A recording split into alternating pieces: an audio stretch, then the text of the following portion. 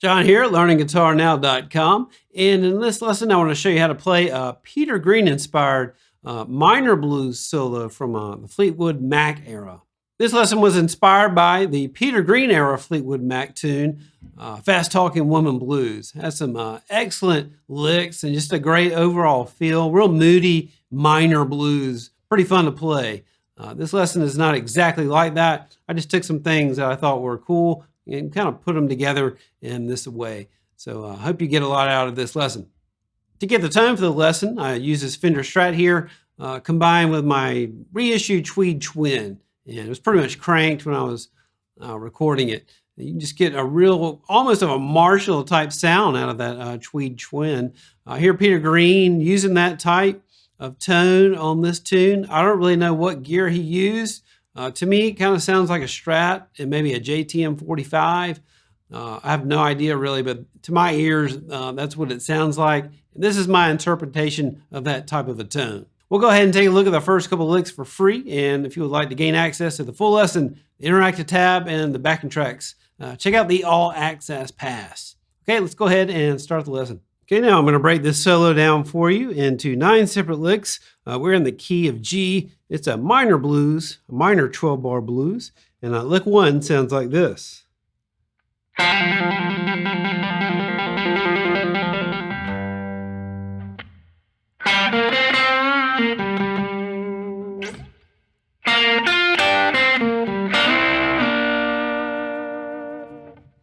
Okay, so that's lick number 1. We're coming in directly on the beat, right when the G minor chord happens. We're just doing this trill here between the 3rd, 5th fret on the D string, common blues thing you hear, and lots of different styles of music, really.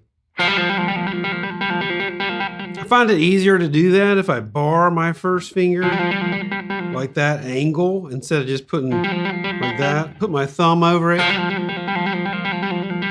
And then trill back and forth, putting my first finger close to that fret here and going back and forth between the 1 and 3.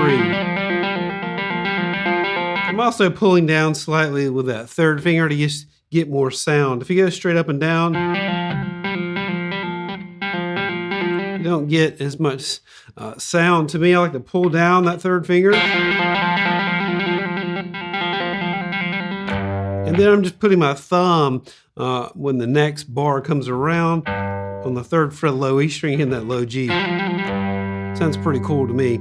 The next step, so we're going to come in this little first position minor pentatonic phrase. Sounds like this. Really easy lick. The thing to take note of is that we're playing it kind of really lazy. So we're not attacking this slow blues like, you know, we're playing on the beat, everything's perfect. It's kind of just of a drag. It's kind of hard to explain, but you can hear it when you hear this type of a sound. You know, if you're not playing exactly the speed of mine, you know, who cares really? It's hard for me to play the same kind of bend like this twice. You know, playing it twice like that can be kind of difficult because I'm just varying how long that bend is lasting when I'm pulling up and releasing. It could be just be for a couple milliseconds slower.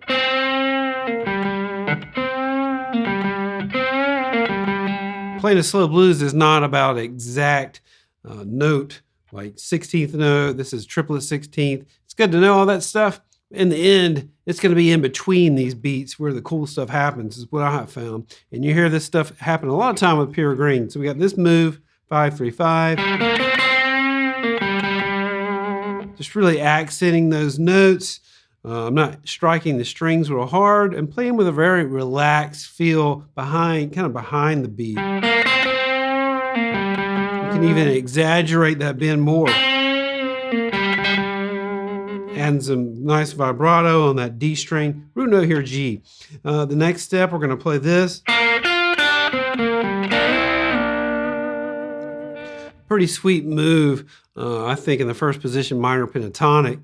Hitting 3rd fret, the first finger on the G string. I'm putting my pinky on the 6th fret of the B string. And then hitting the first 2 here, 3rd finger, my first finger barred on those.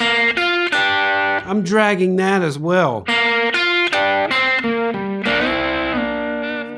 And then sliding my first finger from 3 on the G and the B to 5, sliding backwards, and then applying some vibrato with both strings. That's the hardest thing to get, is vibratoing both at the same time. So I like to pull down using my thumb as an anchor. Okay, so that's it for lick 1. Okay, lick 2 sounds like this.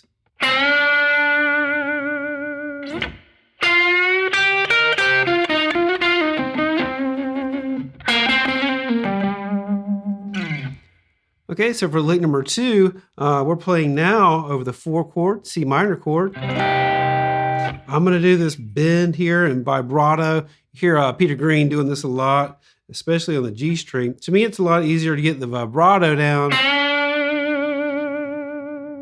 if I use my second and first finger. I don't know, it just seems easier. You had kind of a faster vibrato when doing that G string bend like that.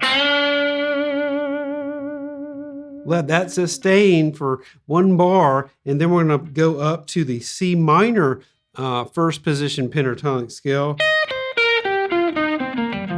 So we're just acting like we're playing on C minor here, first position. We're going to play it in the key of G, but I'm going to play over the C minor chord using the C minor first position pentatonic scale. For more explanation on that, check out my blues guitar method 2. So we're going to do this, bend up that 10th fret here on the G string, bar first finger on the 8th fret of the B and high E, 11,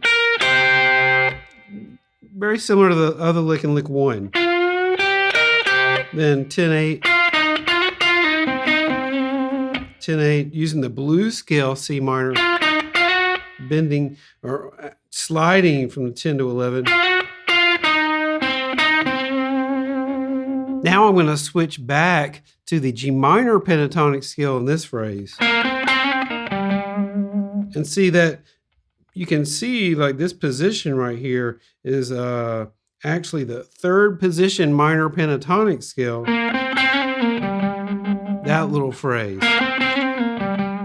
So you got your C minor first position minor pentatonic. But then you have your 3rd position G minor pentatonic when that chord changes. So that's a good thing to take in mind, to just put in your mind when you're improvising over minor blues like this. You got that 3rd position. If you want to switch from C minor pentatonic first position back to G minor, you don't have to just jump back to the first position. You can just go right here.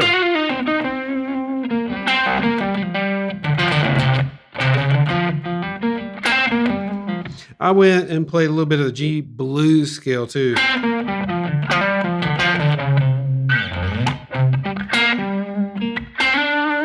And you got your 4th position right up here. And that's how you start blending everything together in my mind. That's what I like to do. Okay, so that's it for lick 2. Okay, well that does it for this lesson. If you would like to gain access to the full lesson, tabs, backing tracks, for this lesson as well as all the courses and lessons on the site, check out the All Access Pass. Around 70 courses in All Access, as well as numerous one-off podcasts and other style lessons. Okay, thanks for watching, and I'll see you next time.